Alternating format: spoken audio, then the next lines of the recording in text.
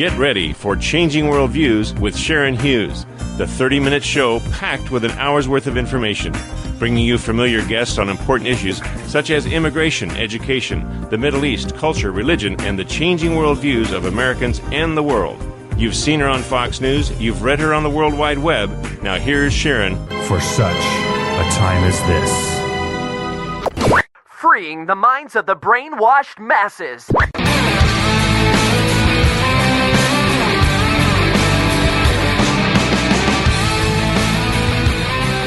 Hello, everyone. Thank you so much for tuning in to this edition of Changing Worldviews today. Well, as it turns out, Target, as we reported last week, and now Neiman Marcus, are not the only U.S. retailers whose networks were breached over the holiday shopping season last year, according to sources familiar with attacks on other merchants that have yet to be publicly disclosed. Law enforcement sources have said that they suspect the ringleaders are from Eastern Europe, which is where most big cybercrime cases have been hatched over the past decade. President Obama said that he won't be waiting on Congress as he plans more executive orders to advance his agenda. President Obama vowed on Tuesday to take more executive action when he deems it necessary to get his agenda enacted and bypass a reluctant Congress, according to the presidential prayer team. The president said, quote, "I've got a pen and I've got a phone, and I can use that pen to sign executive orders and take executive actions and administrative actions that move the ball forward."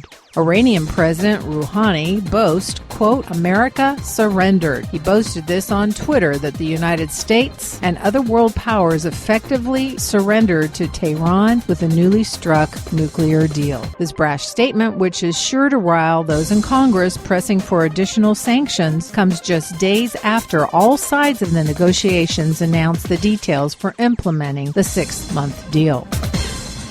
And that's what we're going to be talking about on today's show. Are we jeopardizing anything here in this deal with Iran? Stay with me as I talk with author Rhodes on the military coalition that is gathering against Israel. You're listening to Sharon Hughes, coming to you from the Wild, Wild West, and we mean wild.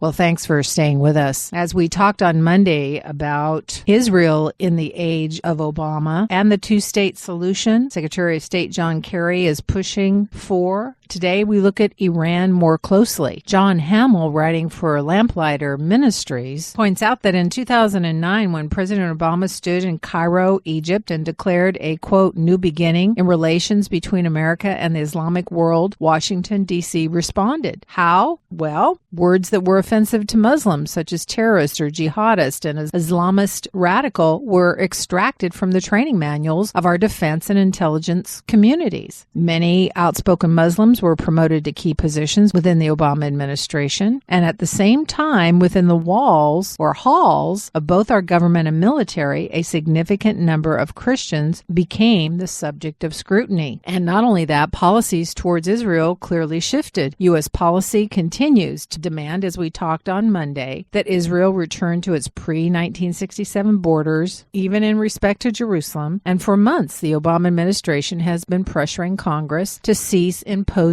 sanctions against Iran, even though Iran's nuclear program continues virtually unabated. Now, yesterday, the LA Times broke the news that a secret nuclear side deal with Iran has already been agreed upon. This is according to Joel Rosenberg, author and former aide to Netanyahu, who said, quote, "The Los Angeles Times is reporting the existence of a secret 30-page document that spells out understandings between the U.S. and Iran regarding expectations of what Iran can and cannot do with its nuclear program." The Times indicates that according to this secret side deal worked out by the Obama administration, number one, not a single Iranian nuclear facility will be shut down. Number two, Iran will continue to enrich uranium uranium. Number 3, Iran's nuclear research operations will actually expand. And number 4, new state-of-the-art centrifuges will be allowed to come online in Iran. Rosenberg asks, is this accurate? Is this the full picture? Will the document be released to the public and to the full U.S. government and our allies? Members of Congress are only just hearing about this now. Unquote. Well, as we all continue to watch the news to find out exactly how much of this is going to be released, what Congress is going to do about it, and also how the White House is going to handle the fact that Israel's defense minister is reported to have recently suggested to both Israeli and American officials that U.S. Secretary John Kerry is just fishing for a Nobel Peace Prize with his, quote, obsessive involvement in the Middle East process. And the sooner he wins it and leaves, the better off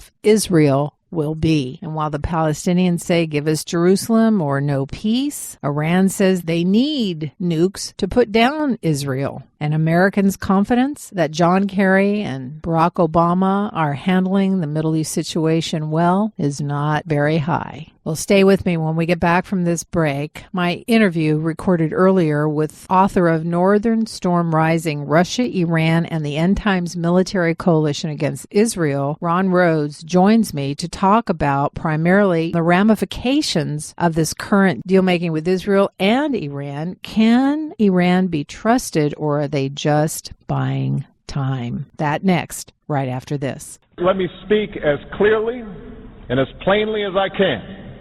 America is not and never will be at war with Islam.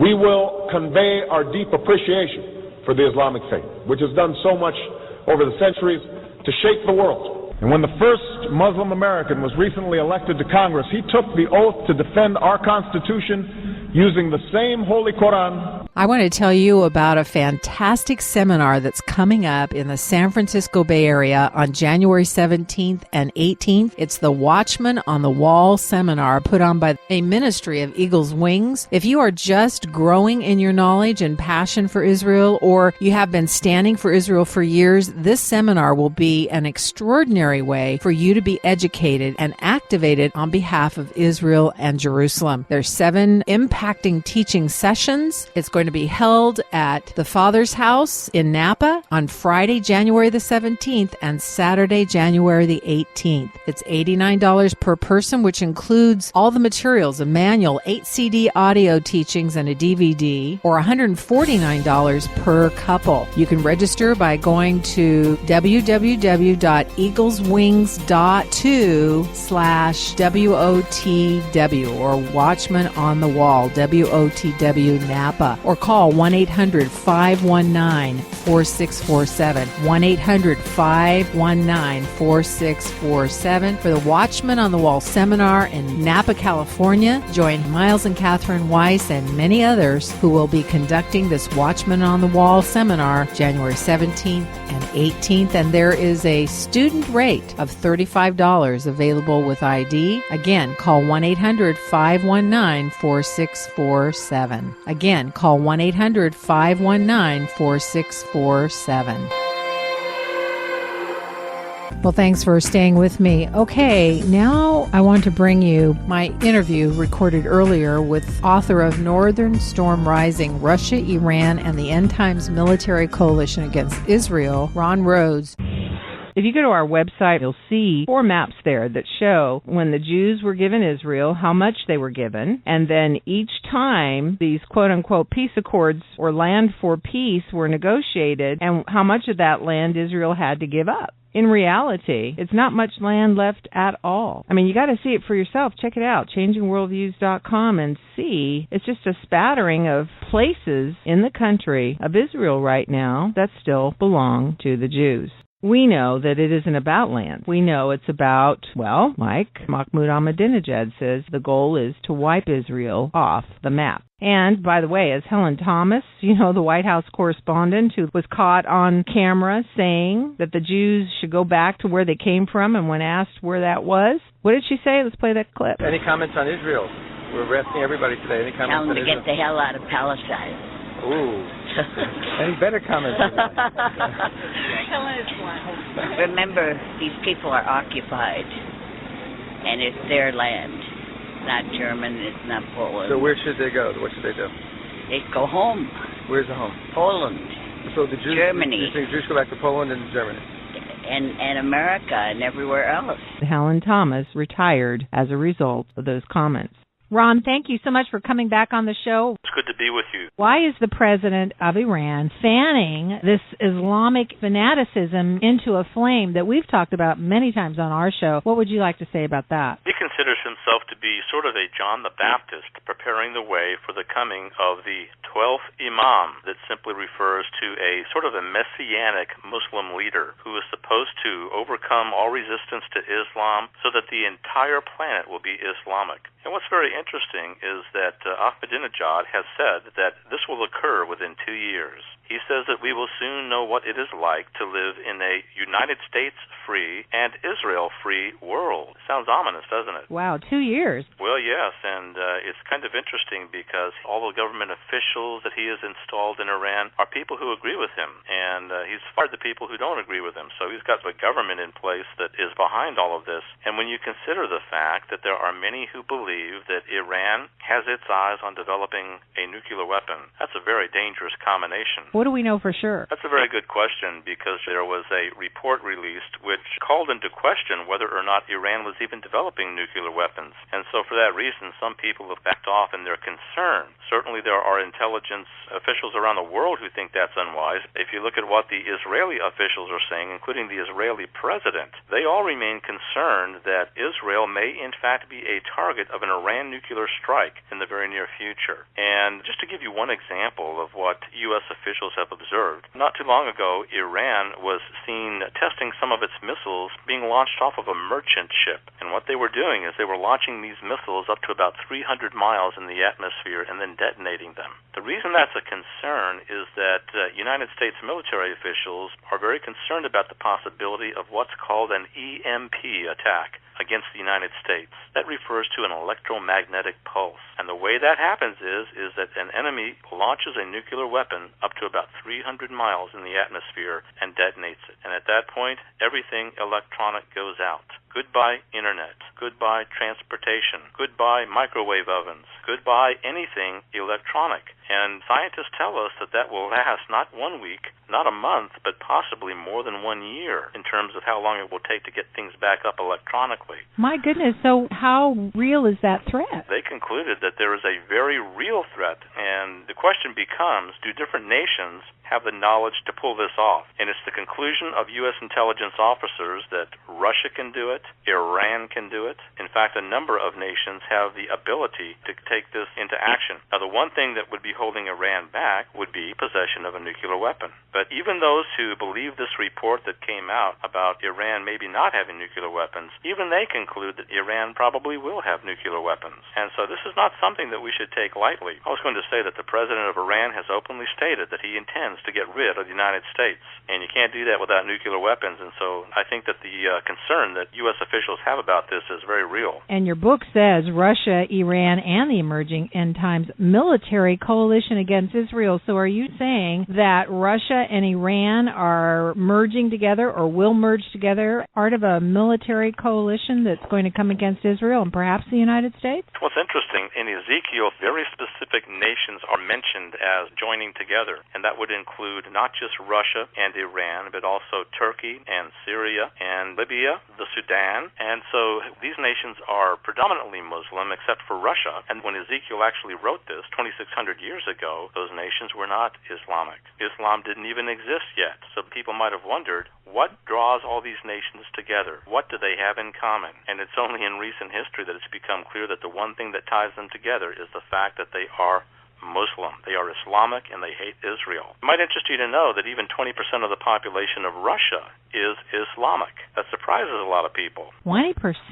Yes. That is very interesting. Well, we're going to take a quick break, and when we come back, I want to ask Ron, in this coalition that he just talked about, is there an indication that Iraq is not among the invading nations? And also, what does he think about America? Is America involved in prophecy? That's been a question people have asked for generations. Coalition. Want to see what Ron says about that, and also more about Russia and Iran locking arm in arm. Stay with us. We'll be right back. Sharon, you know that Bet Shalom, our work, the House of Peace, our motto is Golden Gate to Golden Gate. We believe that there's a worldwide reach that San Francisco and the Bay Area plays a major part in to connect the dots for people around the world regarding current events and especially what's coming up in the world's future. I believe Changing Worldviews is one of the premier voices in the Bay Area and by the web into the world of actual reality-based values and prescient views into what's ahead.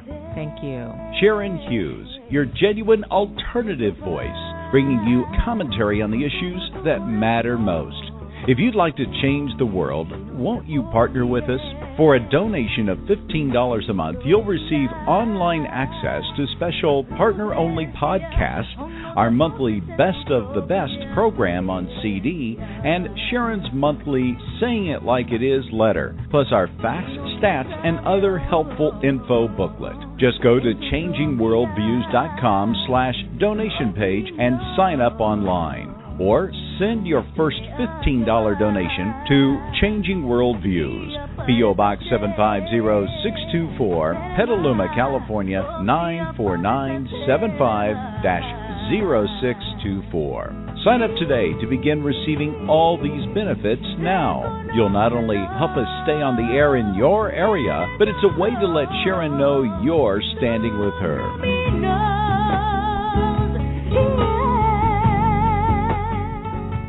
Thank you, everyone, for staying with us. Ron Rhodes, author of his latest book, Northern Storm Rising, is with us today talking about Russia, Iran, and other nations coming together in a military coalition against Israel. And as he pointed out in segment one, if you're just tuning in, why Iran not only is interested in Israel being wiped off the map, but clearly indicated wants to see the destruction of America. Ron, these are really, how shall I say, very sobering possibilities here. I wanted to ask you a little bit more about this military coalition. President Bush said he looked in the eyes of Putin and said he saw his soul and that he was a good man. I wonder if he would say something different now with his increasingly friendly relations with Iran. Russia has been returning to her old totalitarian ways, and there's a tremendous military buildup presently taking place. And in fact, Russia has signed an arms agreement with Iran to provide Iran over the next 25 years with all kinds of military equipment. And I'm talking about tanks and missiles and all kinds of explosives and different kinds of guns and rifles, just all kinds of stuff. And there's going to be a continuing military buildup in Iran in conjunction with Russia. It's interesting that most of the people that Putin has put in his own government are ex-KGB, and no longer is Russia sort of a calm little bear. It seems like the bear has come out of the cage, so to speak, and it's getting aggressive. Russia was seen,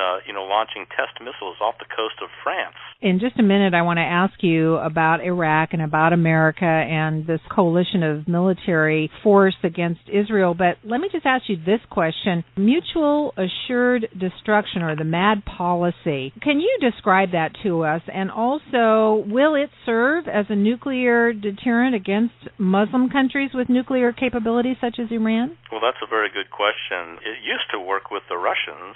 The policy basically said that if the Russians launched a nuclear attack against America, America would respond by launching a full nuclear attack against Russia, and thus both countries would be annihilated. That's called mutually assured destruction. And that policy kept both countries in check in terms of not launching any nuclear attacks against each other. But the fact is that you're dealing with a different kind of people with the Muslims, because they glory in the possibility of losing their lives as martyrs for Allah. In fact, Muslims believe that the only absolutely sure way of going to paradise is to lose your life in service to Allah. Therefore, there are many intelligence officials who believe that this mutually assured destruction policy will not serve as a deterrent for Muslims launching an attack against us, like with the Russians. You must keep in mind that the Russians were atheists. They thought this life was all there was, so they didn't want to lose their lives. But again, the Muslims believe that the moment they die, they'll be issued immediately into the presence of Allah. Very interesting point. Now, this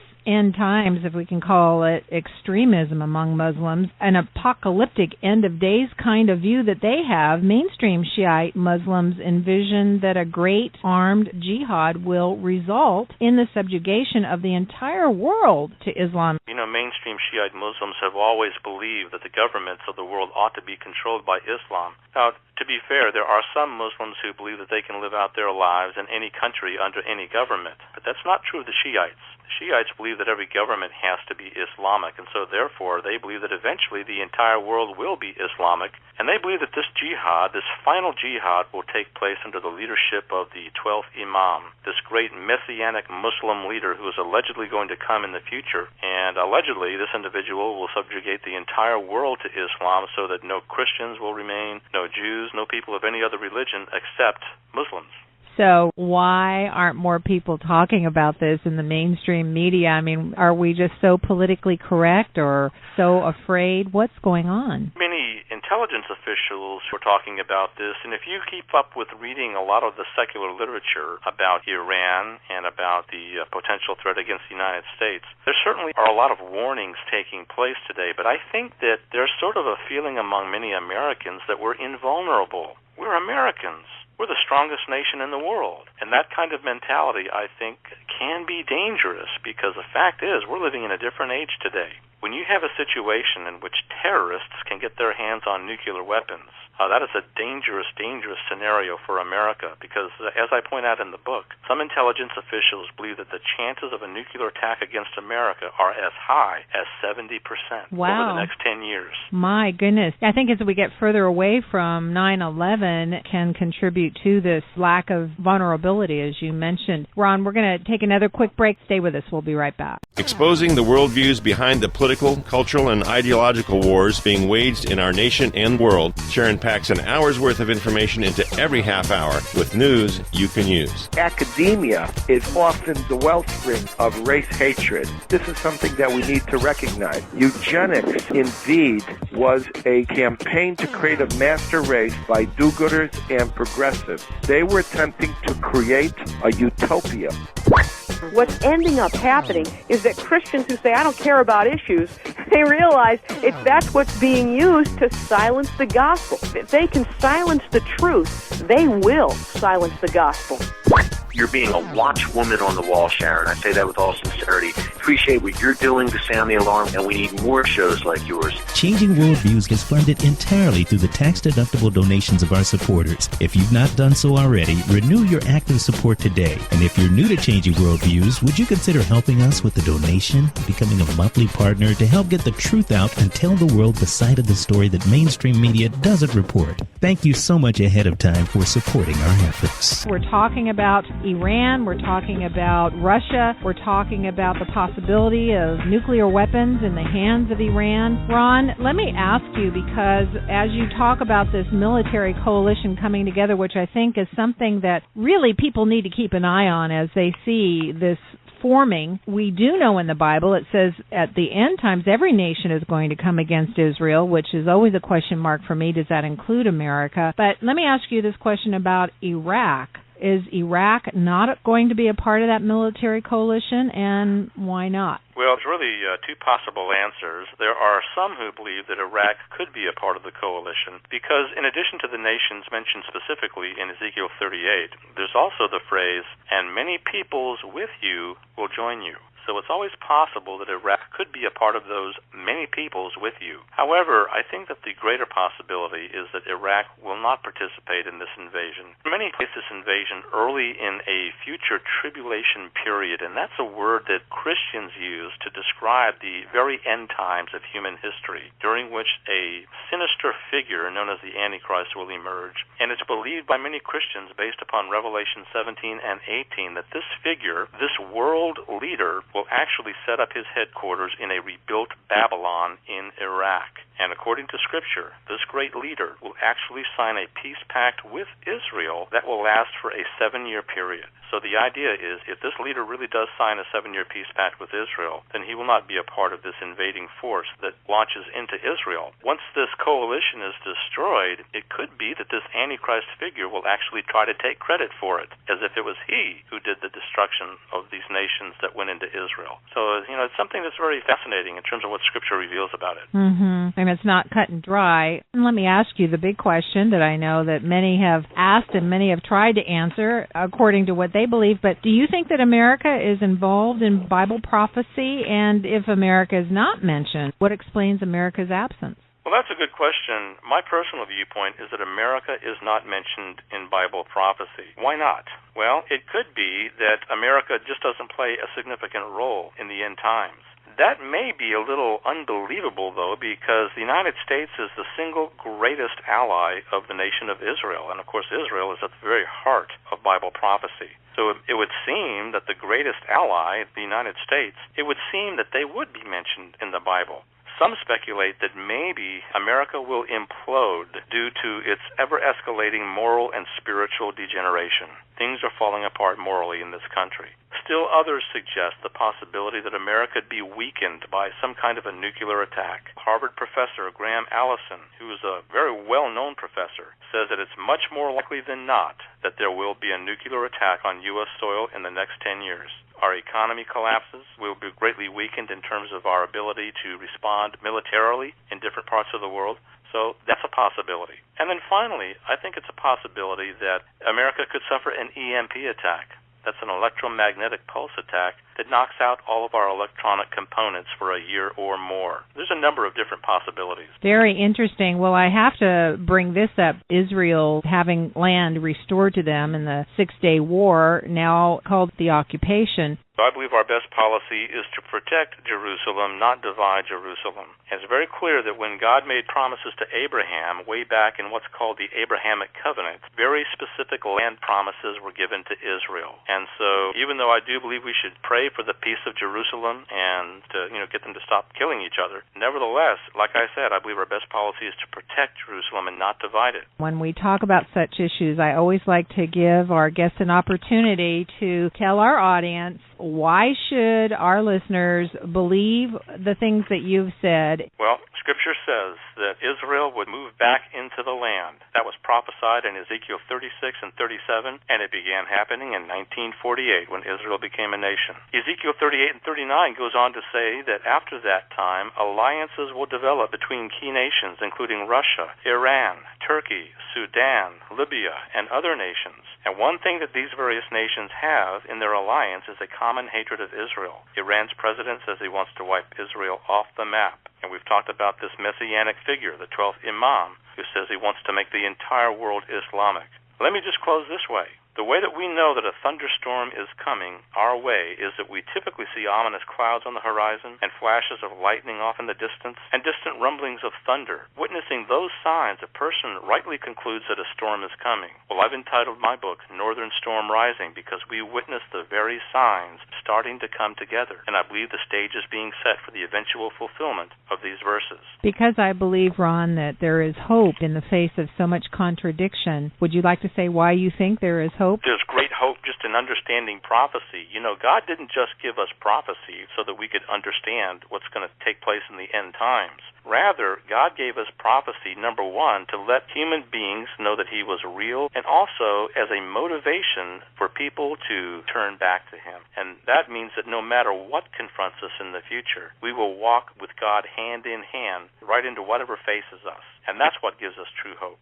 Well, Ron, would like for you to tell our audience how they can get a hold of your book. What's the best way to do that? Well, you can get it at Amazon.com. You can order it from there. You can certainly order it at a discount from my website, which is ronrhodes.org. RONRHODES.org. Okay, great. And thank you again for being with us. And I'm sure we're going to have you back on the show to update us as these storm clouds get closer. I look forward to it. I encourage you to tune in every Monday, Wednesday, Friday, and Saturday on KDIA AM 1640 at 4:30 p.m. and every Tuesday, Thursday, and Sundays for our 1-hour live stream show, which you can access by going to changingworldviews.com, listen online, or by telephone at 424-222-5360, or online, changingworldviews.com. Click on the Blog Talk Radio link, and that'll take you to our online stream show. And there's also archives there as well. And so until I see you next time, this is Sharon Hughes saying it like it is. Thanks for listening to Changing Worldviews with Sharon Hughes. You can get more information on today's topic or order a CD of today's show by visiting changingworldviews.com or writing us at Changing Worldviews, P.O. Box 750624, Petaluma, California, 94975-0624. You can also contact us at talk@changingworldviews.com. That's talk@changingworldviews.com. Our program is listener-supported, and we appreciate your tax-deductible donations to help us get the truth out on the important issues Sharon addresses on the show.